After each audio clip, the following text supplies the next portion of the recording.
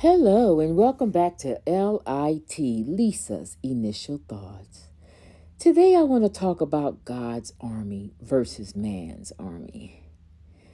The Bible tells us there will be wars and rumors of wars.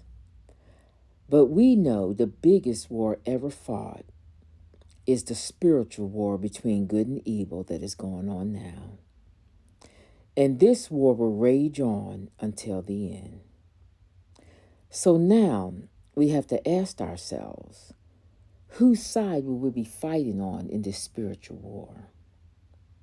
Will it be for good or will it be for evil? You know, when I think about war, I can't help but think about when a soldier goes into a branch of service. They take an oath to be faithful, upstanding, to obey the laws and rules, and most of all, be willing to fight if need be. For the most part, they stay the course and are found in good standing.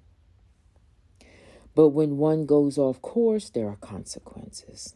Well, so is it in God's army as well. There are consequences when we go off course. We must always be willing to represent the one who has sent us out in battle. When God sends us out in battle, we should be living a standard above all standards. We should not be acting unseemly, popping off and jumping off with people, saying curse words that just we know God would not be pleased with, out here manipulating, backbiting, stealing, cursing, most of all disrespecting our parents and all the things that someone can do out here when they call themselves a child of God, which does not represent God's army. When a soldier goes out after joining a branch of the service, they too must watch how they conduct themselves out in public because they represent whatever branch it is, that they have joined.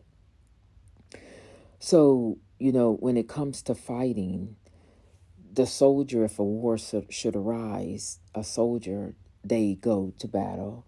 But in God's army, we should always be in a fighting mode to win souls to the kingdom. We both go out in uniform. They go out in physical clothing that represents whatever branch they're in. And God's child goes out covered in the Spirit of God, which represents God. And in both cases, we are out and we are fighting for a better cause.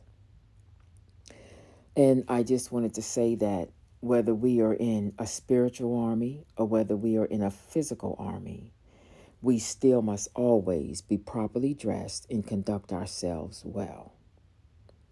God's army is an army that it is a continual, like I said, a continual fight, a continual battle. But most importantly, we must, I cannot express it enough, we must represent who we are out fighting for. You cannot try to win someone to God and acting like a heathen.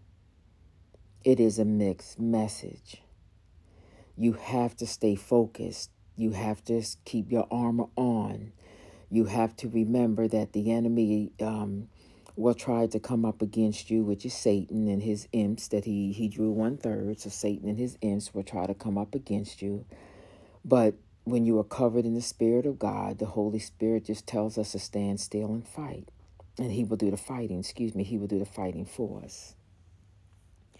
So once we get up and we get spiritually dressed, then we go out to war. And I just want to thank you, for allowing me just to give this little nugget about what it's like to be in God's army.